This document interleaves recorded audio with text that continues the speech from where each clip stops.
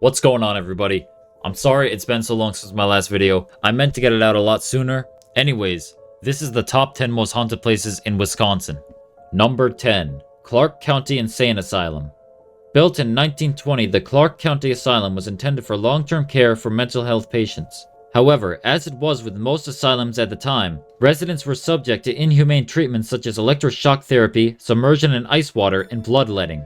It is even reported a group of patients attacked and killed some of the staff who subjected them to these treatments during an uprising. The building is now known as the Clark County Rehabilitation and Living Center. Visitors to the asylum have reported apparitions, strange sounds from empty rooms, and disembodied voices. Number 9. Maribel Caves Hotel.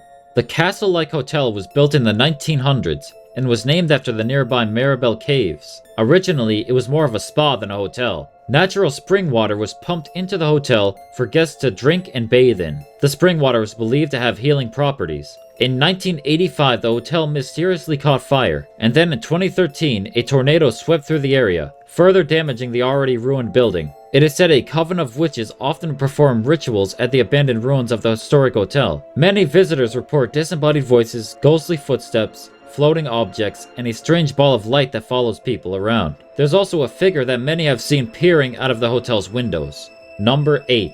Boy Scout Lane. Located in Stevens Point, this secluded road is steeped in urban legend and strange happenings. Legend states many decades ago on Boy Scout Lane, a troop of Boy Scouts tragically died. Though depending on the version of the story, the way they died changes. Some versions say they were all murdered by their scoutmaster. Others say it was by their bus driver. Some say they just disappeared entirely. Then there's also a fatal forest fire mentioned in some stories. But no matter what the true story is, the road itself is very haunted. Visitors often see ghostly lights floating through the woods. Eerie screams are often heard. Some have even seen the apparitions of the Boy Scouts who died, and many vehicles who have passed through have had ghostly handprints on the windows afterwards. Number 7. Witch Road. Callan Road, which branches off of Highway KK near Fond du Lac, is known by its much creepier name, Witch Road. The legend states an evil old witch lived in the abandoned ruins of an old house in the woods beside the road, and ever since her death, the road is now plagued by strange happenings, such as strange lights, unusually cold and dark spots, odd sounds, and many have seen the apparition of a young girl who peeks out from behind trees. There is also the story of an old tree with gnarled limbs. It is said the face of the witch appears on this old tree.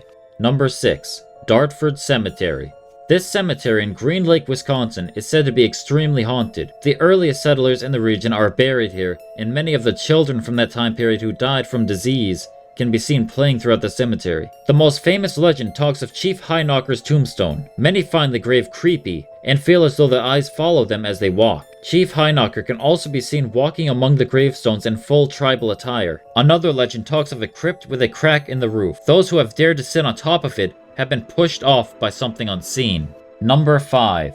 The Grand Opera House. Opened in 1883, the Grand has been in continuous use for over 140 years. In 1920, it was shut down for renovation projects, which included the heating system, electrical updates, plumbing needs, and a new ventilation system. In 1970, the theater was put on the Register of Historic Places, and in 1980, the city of Oshkosh bought the building and fully restored it to its former glory. Many believe it was these renovations that led to the paranormal activity the theater has to this day. There are many spirits who are still said to roam the theater. The first being a man named Percy Keene. He is described as having a nicely trimmed haircut and wearing round spectacles. He is often seen looking out a window onto the street. During a preview of a student film, some believe they saw Percy Keene on the balcony watching. There was also the sighting of a man in the orchestra pit. He was seen by several theater workers. The man walked through a door, and when people went to investigate, they found no one in the room he walked into. They said it was too soon for the person to have left. There are also many reports of ghostly viewers who watch rehearsals at the theater. Many strange sounds are heard throughout the theater, and strange mist and lights are often seen on the stage. There is also a ghost dog that walks about the place. Many ghost hunters and staff have had experiences with this phantom dog.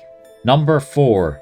Pfister Hotel. Built in 1893, the Pfister Hotel is a historic landmark in Milwaukee. It is also the preferred hotel for professional baseball teams when they're in the area. Here are some of the stories told by these players. Michael Young, former Rangers infielder, said he was laying in bed after a night game when he heard footsteps inside his room stomping around. Having heard other ghost stories from the hotel before, he was now wide awake, listening closely until he heard it again. He yelled out, "Hey, make yourself at home. Hang out, have a seat, but do not wake me up, okay?" After that, he didn't hear anything for the rest of the night. Adrian Belter, former player for the LA Dodgers, said he heard knocking in the hallway, but when he went to see who it was, there was no one there. He also said later he saw the air conditioning and the television turn on and off by themselves. When he finally went to sleep, he was awoken by a pounding sound behind his headboard. He was so scared that he brought a bat to bed for protection. Carlos Gomez, a former player for the Minnesota Twins, heard disembodied voices in his room. Then he saw his iPod turn on by itself and start wildly vibrating. It almost fell to the floor. He put the iPod back to the middle of the table, and it began to do the same thing again. Other guests of the hotel report electrical malfunctions, and many see the apparition of an elderly gentleman who some believe to be Charles Pfister, the hotel's founder. Number 3.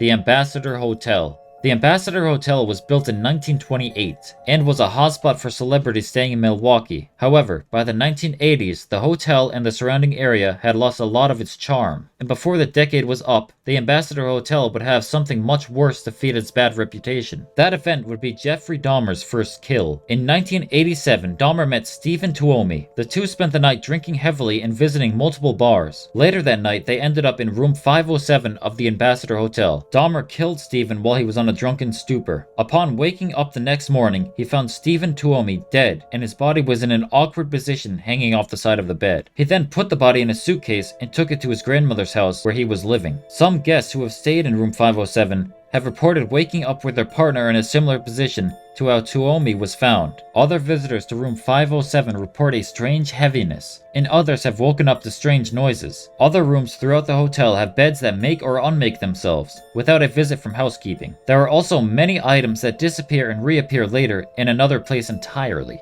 Number 2. Bloody Bride Bridge. Officially named Highway 66 Bridge, the nickname given by locals is the Bloody Bride Bridge. They call it this due to the tragic tale associated with the location. According to the old legend, many years ago, a bride and groom were driving over the bridge on their wedding night. They got into a terrible accident that killed the bride. Soon after her death, she started being seen wandering back and forth on the bridge, still in her bloody wedding gown. There is a story of a police officer who was passing over the Bloody Bride Bridge when he accidentally hit her spirit in the middle of the road. He got out to check on her, but she had vanished, and when he got back into the car, she was in the back seat. Even if you don't see the bride yourself, many drivers feel uneasy when driving over the bridge, and often a ghostly fog will cover the bridge. Number 1.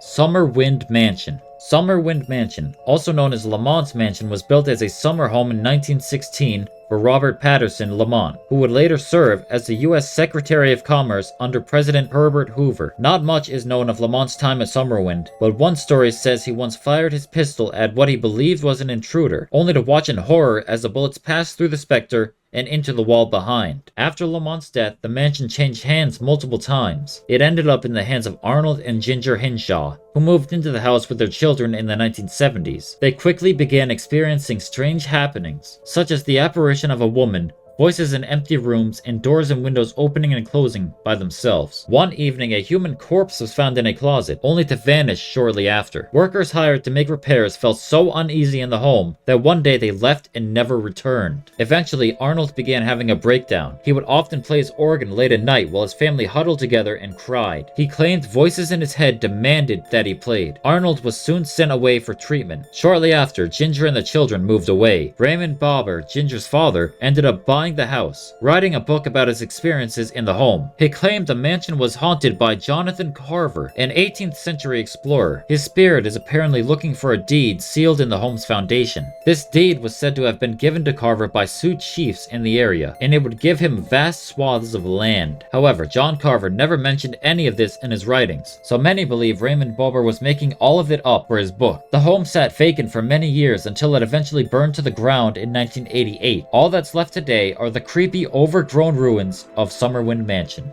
I hope you enjoyed that video. Some pretty interesting places in Wisconsin. And if you're from Wisconsin, Let me know if I missed anything. The next video will be the cryptids of Wisconsin, and that should be up pretty soon. Like and subscribe if you like this content, and I will see you guys later. Peace.